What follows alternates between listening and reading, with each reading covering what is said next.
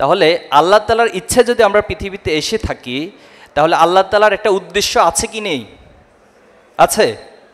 এখন এই উদ্দেশ্যটা কে বলতে পারবেন যে আসলে আল্লাহ আমাদেরকে কেন পাঠাইছেন দুনিয়ায়? হ্যাঁ, শুনি একজন। একমাত্র তার ইবাদত করার জন্য। আর কেউ বলবেন? পরীক্ষার জন্য। আর আর কালকে নাকি আপনাদের পরীক্ষা আছে অনেকের। আল্লাহ যদি কোনো কারণে কারো রেজাল্ট খারাপ হয়, দায়ভার তো শিবিরের উপর চলে আসবে।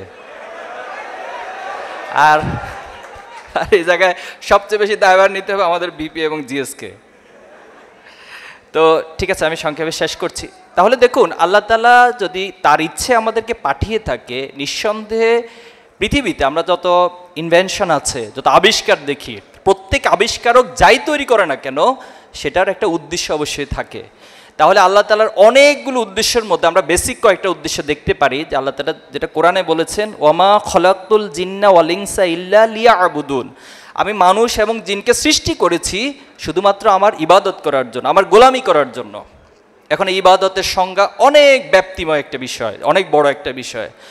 এটাকে যদি আমরা এক লাইনে নিয়ে আসি, সেটাও কোরআনে আল্লাহ তাআলা বলছে, মা আতাকুমুর রাসূল ফাখুযু ওয়া মা নাহাকুম আনহু ফান্তাহু, রাসূল তোমাদের কাছে যা উপস্থাপন করছে সেটা তোমরা গ্রহণ করো, আর রাসূল তোমাদেরকে যে কাজগুলো থেকে নিষেধ করেছেন সেটা থেকে তোমরা বিরত থাকো। এখন দেখুন, আমরা যদি আল্লাহর গোলামি করি, তাহলে এটা উপকারটা কার? আল্লাহর না আমাদের? আমাদের। আর আমরা যদি আল্লাহর গোলামি না করি, তাহলে ক্ষতিটা কার? আমাদের। এক্ষেত্রে সূরা রহমান একটা আয়াত আল্লাহ তাআলা বলছেন যে, ইয়া মা'আশারাল জিন্নি ওয়াল ইনস ইন ইসতাতা'তুম আন তানফুযু মিন আখতারিস সামাওয়াতি ওয়াল আরদ ফানফুযু লা তানফুযুনা ইল্লা বিসুলতান, যে হে মানুষ এবং জিন জাতি, তোমাকে সৃষ্টি করা হয়েছে আমার গোলামি করার জন্য। এখন আমার এই পৃথিবীর ব্যবস্থাপনা, আমার এই সিস্টেম, আমি তোমাকে যে ম্যানুয়াল দিচ্ছি, যে নির্দেশনা দিচ্ছি, সেটা যদি তোমার ভালো না লাগে, ফানফুযু, তুমি বের হয়ে যাও। এরপর আল্লাহ বলছে, লা তানফুযুনা ইল্লা বিসুলতান, তুমি বের হয়ে কোথায় যাবা? এই পৃথিবীতে যদি আপনাকে ঢাকা বিশ্ববিদ্যালয় থেকে বের করে দেয়, আপনি তো চিটং গিয়ে ভর্তি হবেন, চিটং থেকে বের করে দিয়ে রাজশাহী ভর্তি হবেন, বাংলাদেশ থেকে বের করে দিলে ইন্ডিয়া অথবা অন্য কোথাও যাবেন। কিন্তু আল্লাহর রাজত্ব থেকে বের হয়ে কোথায় যাবেন? পৃথিবী থেকে ছেড়ে দিয়ে যদি আপনি চাঁদে যান, চাঁদটা কার? সন্দেহ আছে? আপনি মঙ্গল গ্রহে বলবেন যে আমি মঙ্গল গ্রহে চলে যাব, এই ব্যবসা বাণিজ্য ভালো লাগে না, এত উদ্যোক্তা, এগুলো সব বাদ, এত পড়াশোনা। মাঝখানে আপনারা ডাকসুর ইলেকশনের সময় সম্ভবত সাদিক ক্যাম্পকে একদম বলতেছেন যে বিজনেস স্টাডি, এত পড়াশোনা একটু কমানোর সুযোগ আছে কিনা, ভিডিওটা দেখছিলাম আমি। তো এ জাতীয় কিছু বিষয়, তো সব কিছু ছেড়ে দিয়ে যদি আপনি মঙ্গল গ্রহে চলে যান, সেই মঙ্গল গ্রহটা কার? নিঃসন্দেহে আল্লাহর। তাহলে লিল্লাহি মুলকুস সামাওয়াতি ওয়াল আরদ, আসমান ও জমিনে যা কিছু আছে সব কিছু আল্লাহ তাআলার জন্য। তাহলে এখন আমরা যে আল্লাহর গোলামের জন্য সৃষ্টি করা হয়েছে, এই গোলামির যে নির্দেশনা, এটা আপনাকে কোরআন থেকে নিতে হবে, আল্লাহ রাসূলের সুন্নাহ থেকে নিতে হবে। যালিকাল কিতাবু লা রাইবা ফিহি, সেই কোরআন থেকে আপনাকে পড়তে হবে। একটু জানতে চাই, আপনাদের নিজেদের কাছে কোরআন সংরক্ষিত আছে কার কার? একটা কোরআন অর্থসহ হোক অথবা অর্থ ছাড়া হোক, ইংলিশ হোক, ম্যাক্সিমামের কাছে আছে। ধন্যবাদ আপনাদেরকে। যাদের কাছে নাই, আমি ফরাদ ভাইকে অনুরোধ করব একটু যাদের কাছে নেই পৌঁছানোর ব্যবস্থা করবে ইনশাআল্লাহ। এখন আসেন, আমি সেকেন্ড যে বিষয়টা আপনাদেরকে বলতে চাই, যে আপনারা তো দুনিয়ার অনেক ব্যবসার কথা আজকে আলোচনা হয়েছে, আমরা কোরআনের একটা আয়াতকে যদি একটু সামনে রাখি, আল্লাহ তাআলা নিজে আমাদেরকে একটা ব্যবসায়ের অফার করছেন। সূরা সফের 10 নম্বর আয়াত, ইয়া আইয়ুহাল্লাযীনা আমানু হাল আদুল্লুকুম আলা তিজারা, তিজারা মানে হচ্ছে বিজনেস, চুক্তি, এটা আদান প্রদান হবে কোনো কিছুর। এখন এটার কাজ কি? এটার কাজ হচ্ছে তুনজিকুম মিন আযাবিন আলীম, তোমাদেরকে জাহান্নামের কঠিন আযাব থেকে এই ব্যবসাটা মুক্তি দিবে। এখন তোমাদের করণীয় কি? এই ব্যবসার জন্য করণীয় কি? করণীয় হচ্ছে তুমিনুনা বিল্লাহি ওয়া রাসূলিহি ওয়া তুজাহিদুনা ফি সাবিলিল্লাহি বিআমওয়ালিকুম ওয়া আনফুসিকুম, তোমরা আল্লাহর রাস্তায় সর্বাত্মক প্রচেষ্টা চালাবা আল্লাহর এই জমিনে আল্লাহর দ্বীনকে প্রতিষ্ঠা করার জন্য, আল্লাহর হুকুমকে প্রতিষ্ঠা করার জন্য। আকিমুদ্দিন, আল্লাহ আমাদেরকে বলছে যে তোমরা দ্বীনকে প্রতিষ্ঠা করো। কেন দ্বীনকে প্রতিষ্ঠা করতে হবে? আমরা দেখেছি পৃথিবীতে যত মানবীয় মতবাদ এসেছে, তারা একটা গোলক ধাঁধা নিয়ে পৃথিবীবাসীর কাছে উপস্থাপিত হয়।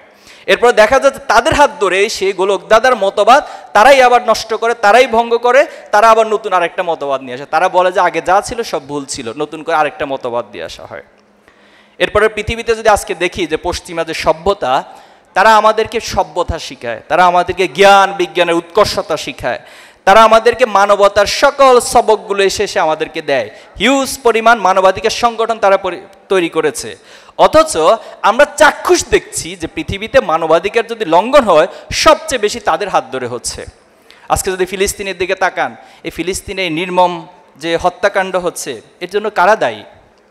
এজন্য তো কোনো মুসলিম কান্ট্রি দায়ী নয়, এজন্য তো যারা সভ্যতার ধারক বাহক, মানবতার ধারক বাহক তারা দায়ী।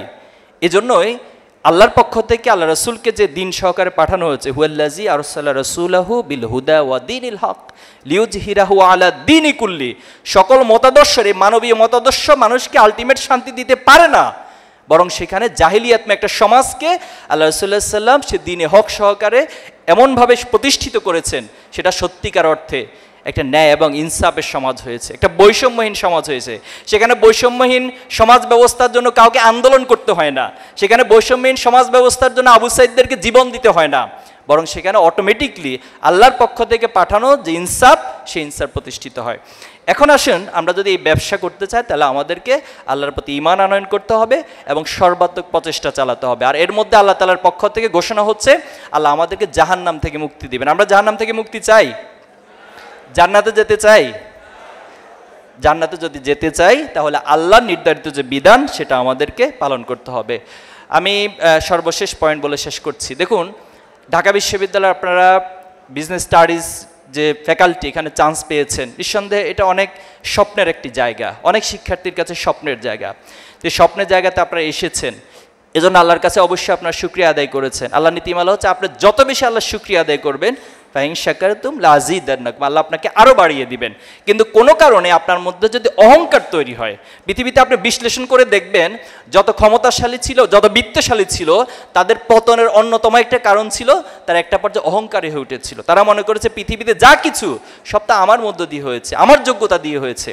আপনার যোগ্যতার পাশাপাশি আপনাকে এটা বিশ্বাস করতে হবে যে আল্লাহ তাআলা চেয়েছেন দেখেই আপনি অর্জনগুলো করতে পেরেছেন। আর এক্ষেত্রে আল্লাহর প্রতি যত শুকরিয়া আদায় করবেন আল্লাহ আপনাকে আরও বাড়িয়ে দিবেন। আমার পয়েন্টটা হচ্ছে, যারা ভালো তাদেরকে সব ক্ষেত্রে ভালো হইতে হয়।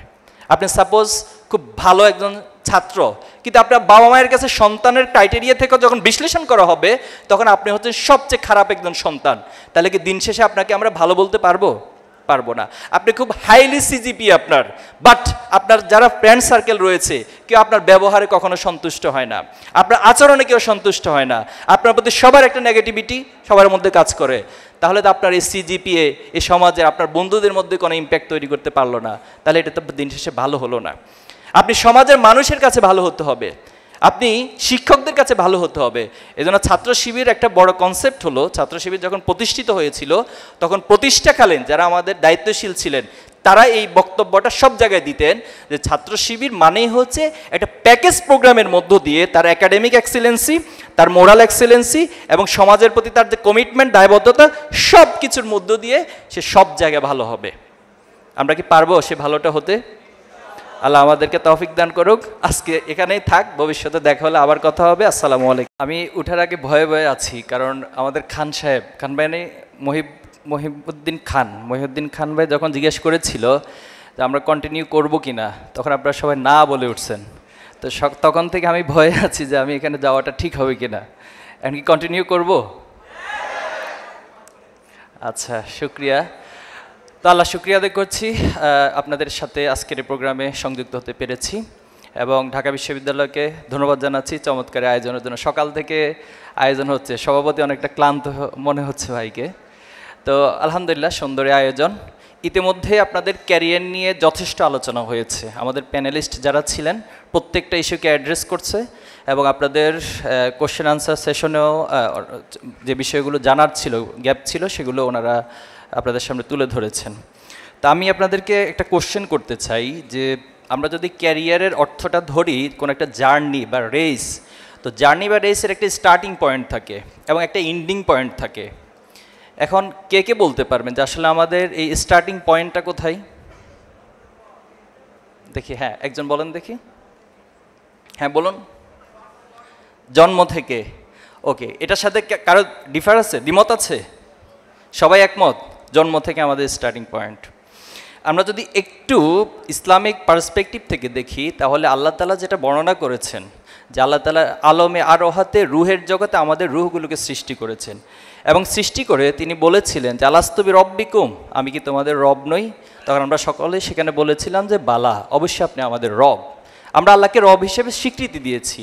এখন রব হিসেবে যখন স্বীকৃতি দিচ্ছি, তার বিপরীত পাশে যে শব্দটা সেটা হচ্ছে আব্দ বা গোলাম, অর্থাৎ গোলামিত্ব, আত্মসমর্পণকারী। যেটা আমরা যদি মুসলিম বলি, মুসলিম মানে হচ্ছে আত্মসমর্পণকারী। আসলামতু লিরব্বিল আলামিন, আমি আমার রবের কাছে আত্মসমর্পণ করলাম। এখন আরেকটা কোশ্চেন আপনাদেরকে করি, সেটা হলো যে এই পৃথিবীতে কি আমরা নিজের ইচ্ছায় এসেছি নাকি অন্য কারো ইচ্ছায় এসেছি? বলুন, নিজের ইচ্ছায় কে কে আসছেন এই দুনিয়াতে? আচ্ছা, বিষয়টা খুব কমপ্লেক্স মনে হয় না? আমরা কেউই আসলে নিজের ইচ্ছে পৃথিবীতে আসি নাই। তাহলে কার ইচ্ছে আসলাম এই পৃথিবীতে? সন্দেহ আছে? সন্দেহ নাই।